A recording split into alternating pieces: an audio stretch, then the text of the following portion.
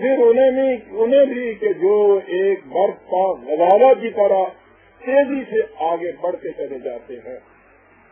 یہ علم الافلاق کے ماہرین سے پوچھیے، وہ بتائیں گے کہ ستاروں کی یہ دو قسمیں الگ الگ جو قرآن نے بتائی ہیں، ان میں کتنے سائنٹیفک رموز پوشیدہ ہیں. عزیزہ نے بات دوسری طرف چلی جائے گی. کہا کہ میں شہادت میں پیش کرتا ہوں رات کے ان ستاروں کو. واللیل اذا عسعس، اور اس رات کو کہ جب وہ سورج غروب ہو جانے کے بعد نہایت خاموشی سے چپکے سے دبے پاؤں اپنی تاریکی کی چادر کو پھیلا دیتی ہے. اس میں یہ ستارے اس پس منظر میں زیادہ نمایاں ہو جاتے ہیں. وَالصُّبْحِ إِذَا تَنَفَّسَ، اور اس کے بعد میں شہادت میں پیش کرتا ہوں اس تاریکی کی رات کے بعد اس نورانی صبح کو کہ جو اپنی مسیح و نفسی سے زندگی کو دوبارہ بیدار کر دیتی ہے. میں ان شہادتوں کو پیش کرتا ہوں اس حقیقت کے اس بات کے لیے کہ إِنَّهُ لَقَوْلُ رَسُولٍ کریم. قرآن ہی صرف کریم نہیں ہے، ہمارے جس قاصد کی زبان سے تم اسے سن رہے ہو وہ خود الکریم ہے. قرآن الکریم، اس کا لانے والا الکریم. اور دوسری جگہ کہا ہے خدا نے خود اپنے آپ کو بھی رب عرش الکریم. حوالے تھے 81/19، 81 اور 19 اور 23/116. کہا اس سے بھی آگے بڑھو، اور شہادت سنو جو میں پیش کر رہا ہوں. وَالسَّمَاءِ ذَاتِ الرَّجْعِ، یہ آسمانی کرے کہ جو اپنی گردشوں سے زندگی کے نئے نئے پہلو تمہارے سامنے لاتے ہیں.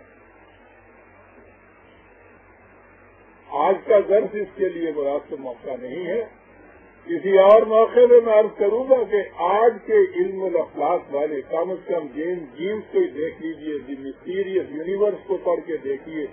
وہ بتائے گا کہ یہ گردشیں کیا ہیں اور یہ کیا کیا زندگی کے نئے پہلو سامنے لاتی ہیں. 1400 سال پیش کر قرآن بتا رہا ہے عزیزہ نے.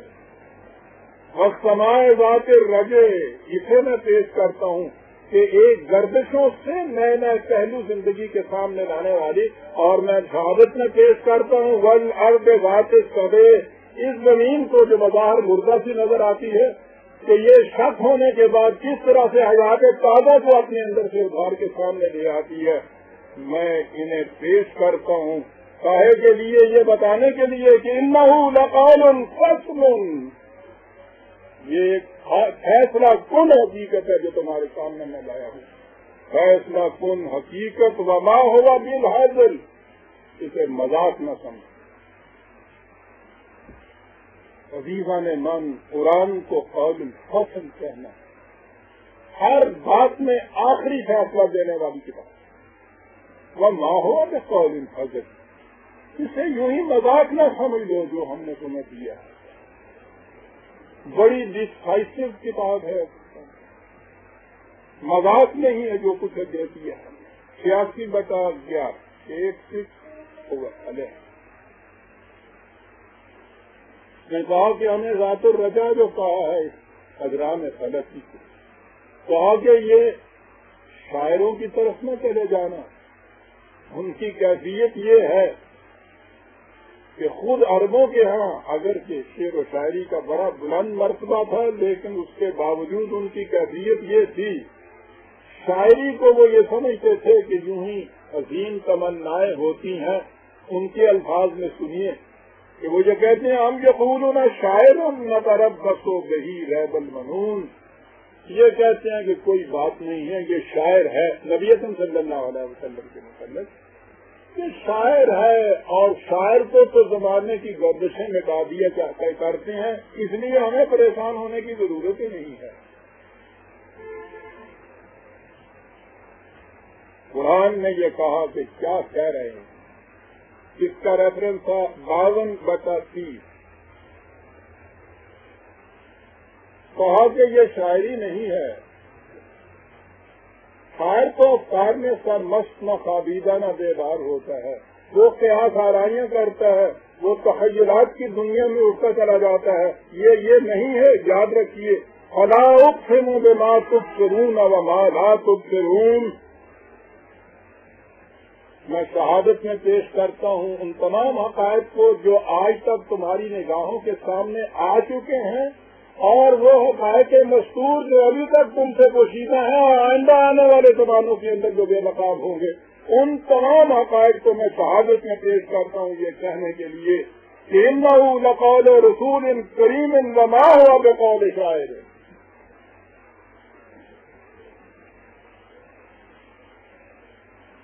شہادت میں پیش کیے جاتے ہیں کائنات کے وہ حقائق جو اس وقت تک کی علم کی دنیا میں بے نقاب ہو چکے تھے اور اس کے بعد جو بے نقاب ہونے والے تھے. اسی لیے قرآن کریم نے اپنے متعلق یہ کہا ہے کہ یاد رکھیے جو یہ حقائق کائنات بے نقاب ہوتے چلے جائیں گے، قرآن کا ہر دعویٰ حقیقت ثابتہ بن کے تمہارے سامنے آتا چلا جائے گا. کہا کہ میں ان تمام حقائق کو شہادت میں پیش کرتا ہوں یہ کہنے کے لیے کہ انہ لقول رسول کریم وما هو بقول شاعر. کسی شاعر کی بات نہیں ہے یہ. 69/39 69/39. پھر انہوں نے کہا کہ یہ کہہ رہا ہے کہ تم جس روش پہ جا رہے ہو اس کا نتیجہ تباہی ہے. کہا یہ کچھ پیشین گوئیاں کر رہا ہے، اور ان کے ہاں پیشین گوئیاں کرنے والے کاہن ہوا کرتے تھے.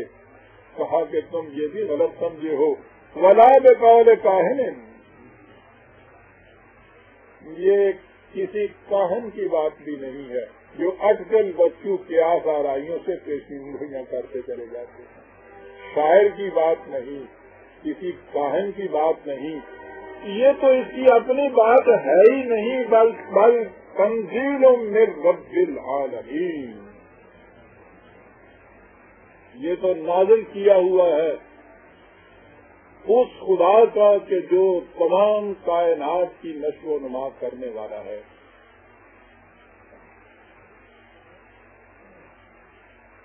وہ کہتے تھے کہ یہ شاعر ہی نہیں، کچھ دیوانہ سا ہے. انہیں دیوانگی کی باتیں نظر آتی تھی. وہ آگے یہ کہتے تھے کہ ان مصیبتوں کے اندر زندگی بسر کر رہے ہو، حضور خالق صلی اللہ علیہ وسلم یہ پریشانیاں اٹھا رہے ہو، اپنے پرائے سارے کے سارے تمہاری دام تک کے دشمن لیے ہوئے ہیں. آؤ ان باتوں کو چھوڑو، ہم تمہیں سرداری دیتے ہیں پورے عرب کی، ہم تمہارے قدموں میں دولت رکھ دیتے ہیں سارے عرب کی. جو محبوب سے محبوب تر چیز تمہیں پسندیدہ ہو وہ بھی پیش کر دیتے ہیں بادشاہ. لو ان چیزوں کو. ہر صاحب عقل ان کے معیار کے مطابق اور آج کے معیار کے مطابق بھی فوراً اس کے لیے آمادہ ہو جائے گا کہ اس سے زیادہ اور کیا چاہیے.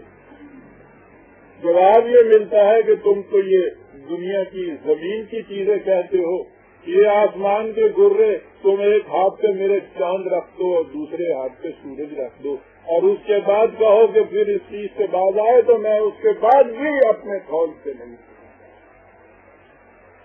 وہ کہتے تھے کہ یہ پاگل ہو گیا ہے. پاگل اسی کو کہتے ہیں نا جس کو اپنے نفع نقصان کا خیال نہ ہو. ان کے نزدیک نفع نقصان کا معیار یہ تھا، اس لیے وہ کہتے تھے کہ وَيَقُولُونَ أَإِنَّا لَتَارَكُوا آلِهَتِنَا بِشَاعِرٍ مَجْنُونٍ 35 کیا ہم اپنی باتوں کو اس شاعر اس دیوانے کی وجہ سے چھوڑ دیں؟ انہیں کیا معلوم تھا کہ دنیا کی 1000 عقلیں اس دیوانے کی دیوانگی پر لسان